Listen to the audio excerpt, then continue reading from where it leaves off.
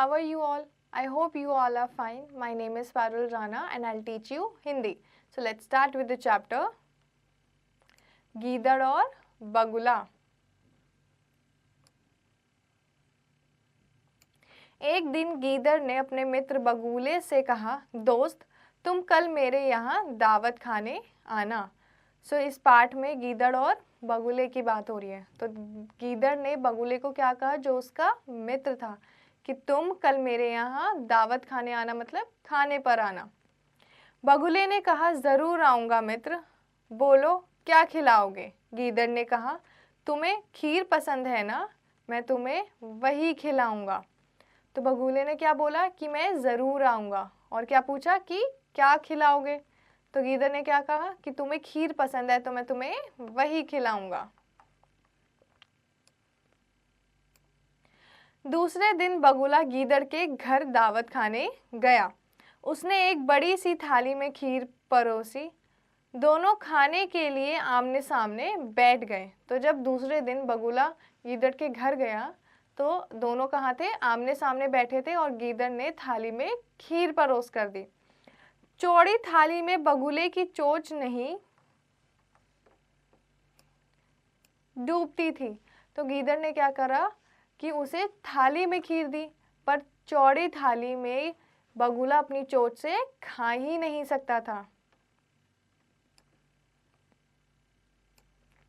वह एक एक कर खीर के चावल चुगने लगा। उधर गीदड़ चप चप कर तुरंत सारी खीर चट कर गया।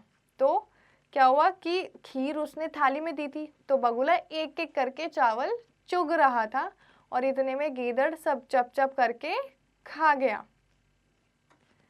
दावत पूरी हो गई। बगुले को विदा करते समय गीदड़ ने कहा, बगुले दोस्त कोई तकलीफ हुई हो तो माफ़ करना।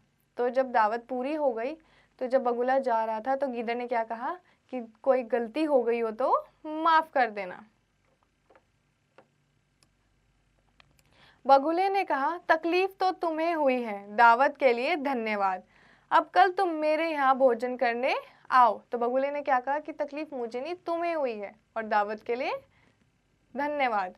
और क्या बोला कि कल तुम मेरे यहाँ खाने पर आना। दूसरे दिन गीदड़ बगुले के घर भोजन के करने पहुंचा। बगुले ने एक लंबी सुराही में खीर परोसी और कहा, खाओ मित्र। तो दूसरे दिन जब गीदड़ गया बगुले के घर, तो उसने क्या करा, लंबी सुराही में गीदड़ को खीर परोसी।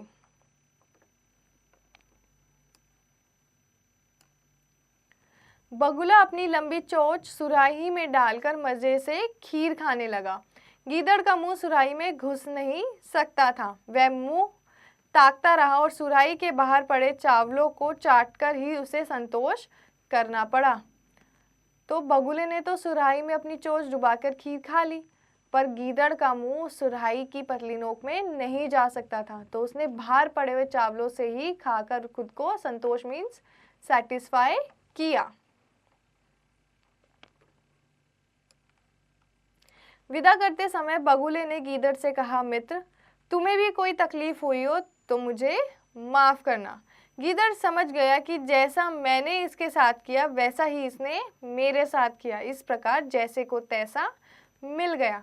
तो जब बगुला गीदड़ को विदा कर रहा था तो उसने कहा, क्या कहा कि अगर मुझसे भी कोई गलती हो गई हो तो माफ़ करना। और गीदड़ क्या समझ गया कि जैसा उसने बगुले के साथ किया था वैसा ही बगुले ने उसके साथ किया, तो जैसे को तैसा मिल गया।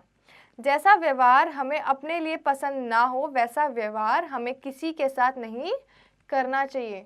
तो अगर हम नहीं चाहते कि कोई हमारे साथ कुछ गलत करे या कुछ भी ऐसा करे, तो हमें भी किसी के साथ गलत नहीं करना चाहिए। शब्दार्थ: मित्रता, दोस्ती, तकलीफ, परेशानी, संतोष, सब्र, दावत, पार्टी, माफ करना, क्षमा करना। अभ्यास: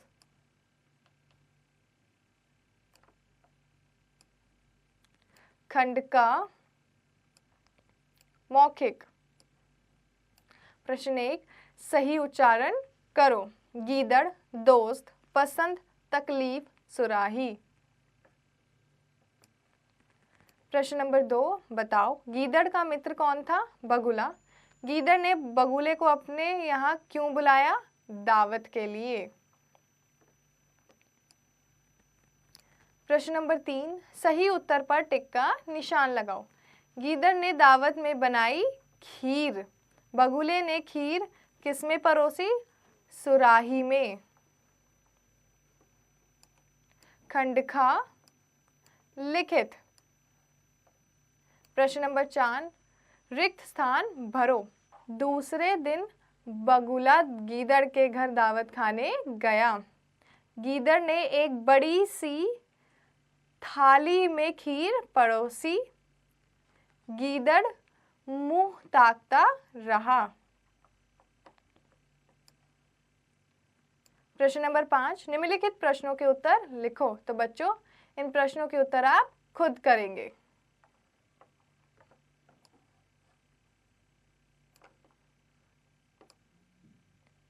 भाषा ज्ञान।